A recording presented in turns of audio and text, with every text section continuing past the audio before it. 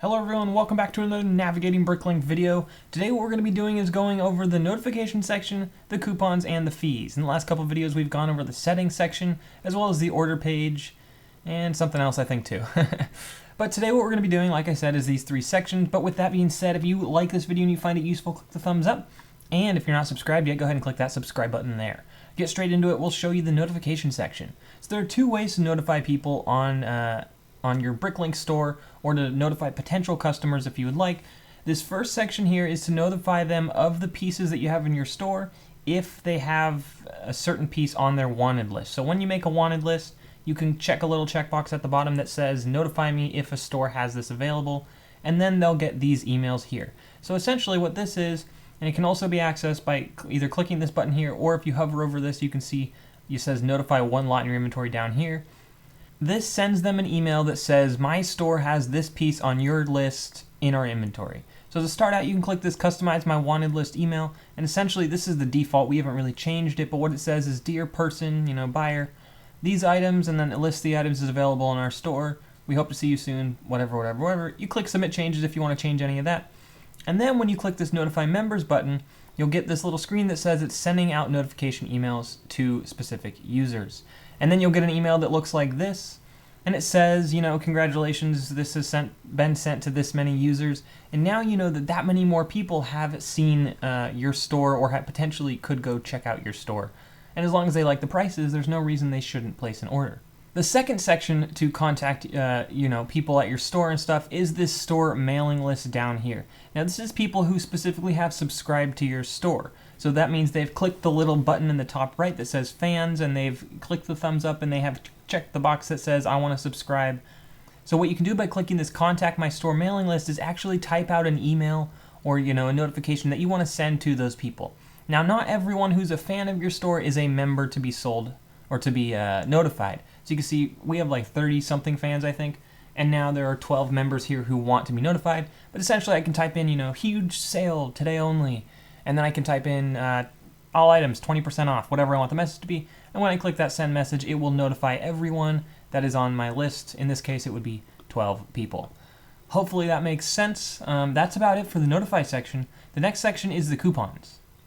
And this section I kind of consider like your home page, or your, like HQ, I guess, for all your coupons that you've created and stuff. So I have the usernames kind of blurred out, or, edited out here, but all your coupons go down all the way. Now, all your coupons created, or you have like a little summary up here. You can see 104 of these have been created, 90 of them are still open, 8 of them have been used, so 8 people have used them in the store and they're, can't be used anymore. 0 people declined them, so they can actually say that they want to decline them when they get an email for it. And then 6 of them have expired, and you guys can set expiration dates on your coupons. Here, if you want to search for a specific person or a specific coupon, or you can kind of filter out certain things, obviously just do that and click the search button. But the question you might be having is, how do you create a coupon? So if you click this create coupon button up here, you'll be brought to this page here. Now, this is the most basic one, where you will actually type in the username, type in your note, and pick an expiration date, then of course pick this stuff down here. But if you want to change something, you can actually change all your defaults. So the reason this is filled in is because we've set defaults. By changing that down here in the edit my default create coupon options. That's a mouthful. If you change all these, it'll be saved, and then you can create your coupon on that page like this, and that's why this is all filled in automatically. So in this case, we set our expiration date, and in this edit section, for 60 days ahead. This is our note we have. And then we don't use this $off section, but if you would like to, you can click the little circle there, and you can say, hey, I want to give you $5 off your order. Maybe for certain things, if we do mess up an order or something, we'll give someone a coupon for $5 off instead of 5% off. Because now if they place a $10 order, it's really 50% off, and it got that buyer back to our store. So if we accidentally, forget a piece or something, we may give them a certain amount of dollars off. Just depends. But what we usually do, and every buyer that we have gets a coupon like this, we give them 5% off their order total, or it's tiered pricing. So if they want to spend $50, they'll get 10% off. $100, they'll get $15 off, or 15% off, sorry. And $300, they'll get 20% off. And then our max here is $60. So if they spend $300 or more, they get $60 off, essentially. And we don't limit any items, but you can also set limits here.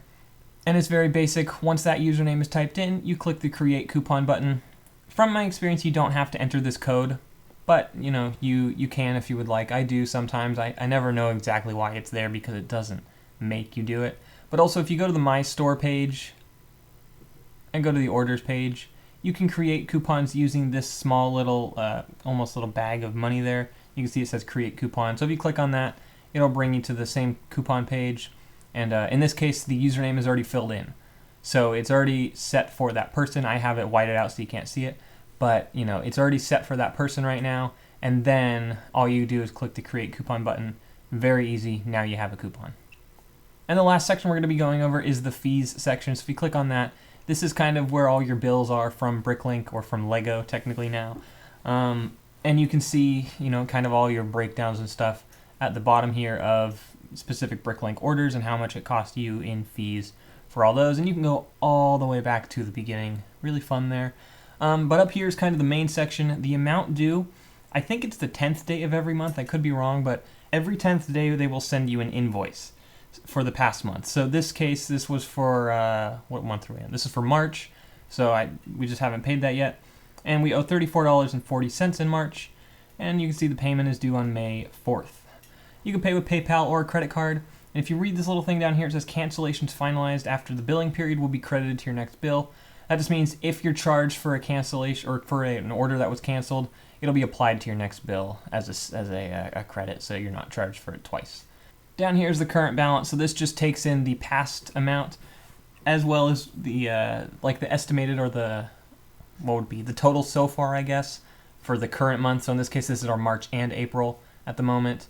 And then this is kind of your April bill. This is our, so this was our February, February. We paid that in March, and then this is our actual new fees for March, and then you can see that's how it gets to the $34.40. But we were charged it in April for March, because they can't charge you at the beginning of the month for that month, if that makes sense. Something really nice here is this Download Bills button. If you click this, a little pop-up will come up, and you can click a drop down and select any month out of any year that you want. And you can download all of these bills, which is really useful. It's nice to keep all of your bills in one place for your BrickLink store and keep all your expenses under control and kind of understanding where your money is being spent or what you're being charged. Another thing to remember is that the fees only apply to bricks. So if you're selling, $1, or let's say you sell $300 worth of bricks, but you charge on, a total maybe $200 worth of fees and shipping or something. The $200 you're not going to be invoiced for. You're only going to be charged the $10 for the $300 you sold in terms of pieces. So it's not the additional fees or the shipping costs. They only bill you for the bricks or the pieces that you sold. And then with that being said, you will only be billed after you've accumulated $10 in fees. So if you've been selling for a couple months, but you've only sold maybe $280 worth of stuff, until you hit that $300 mark, you won't actually be sent an invoice for the amount you owe them. And like I said earlier, super easy to pay with PayPal or a credit card there. Other than that, that's pretty much all that I have for this video. If you have any questions, go ahead and put them in the comments below. I'll try my best to answer them. But pretty basic so far with these 3 sections. That's why they're all kind of in one video today. Yeah, if you like this video, go ahead and click the thumbs up. And if you're not subscribed, click that subscribe button. Thank you guys so much for watching. I really do appreciate it. And we will see you guys in the next Navigating BrickLink video.